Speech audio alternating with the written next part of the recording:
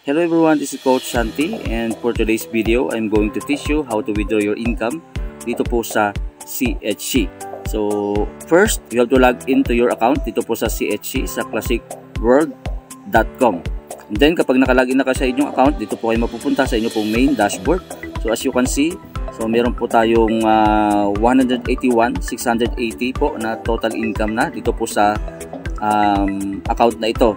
Sa mga hindi pala po nakakaalam, ito po ay isang franchise account, and I am proud that I am one of the franchise owner, which is the 1 million pesos investment or franchise dito po sa CHC. So first step, kung paano withdrawin yung ating income dito. So unang-una, makikita nyo po sa ilalim dito na meron po ditong apat na income na inyo pong makikita. So we have the direct sales bonus, online retail profit, sales match bonus, and affiliate hub wallet. So lahat ng ito, move to eCash lang po, no? Kapag may makita po kayong amount dyan, so ang gagawin natin kapag may income na pumasok is move to eCash. Kapag na-move na po sa eCash, pupunta na po dito yan sa eCash. So as you can see, meron na po ditong 20,411 sapagkat yung iba pong mga income dito, no? So kung makita nyo naman ang layo ng difference, this is 181,680 total income, but right now, nakikita nyo lang po is 20,411. Ito lang po yung ating i-withdraw ngayon for the sake of this tutorial. Alright? So unang-una gagawin natin, first step, just click the cash out, and then may makikita kayong option dito. You can withdraw your income through bank. Pwede po, send cash through bank, pwede yan. So click lang natin para makita po ninyo example kung sa bank nyo po i-withdraw. Yan. So there's so many options po kung saan nyo po i-withdraw ang inyong pong income.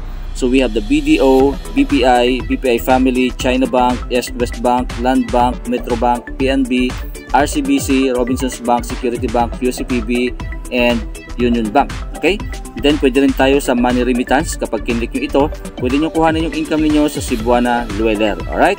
And then meron din tayo through check, no? So hindi na po, I think hindi na ito uso yung cheque. Dati pa po ito uso, pero ngayon hindi na po, no?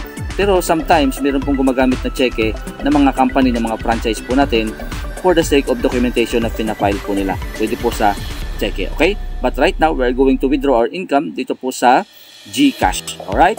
Just click the GCash wallet. Ito po, click lang natin to. Then click again, GCash wallet.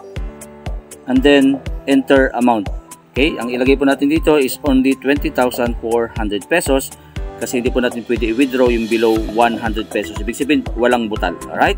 So ngayon, ang matatanggap natin dito is amount 20,350 pesos dahil po may charge po ito na 50 pesos sa withdrawal natin. Okay? And then choose recipient account. Ito nakalagay na dito, All Stars Top Elite Bulacan Depot, sapagkat ito po yung pangalan ng aming franchise account na worth 1 million pesos. Okay?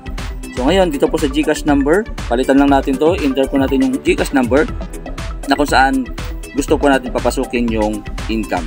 Okay? So kapag nilagyan na natin po yung GCash number, click next step. Yan. On the step 4, lalabas dito, nang matatanggap natin is only 20,350 pesos at naka-breakdown naman po na 50 pesos po yung gateway fee or ito po yung charge, no? Alright? So kapag okay na, all set na lahat, tama naman yung GCash number, kompleto na, sure ka na, just click submit. Yan, okay na po. Ganun na siya kasimple, no? So congratulations, payout has been successfully submitted. Okay? So yun, ito po yung ating current cash request, 20,350 pesos na matatanggap natin pagdating po ng Friday. Alright? I-update ko na lang po kayo pagdating po ng Friday. Today po is August 18.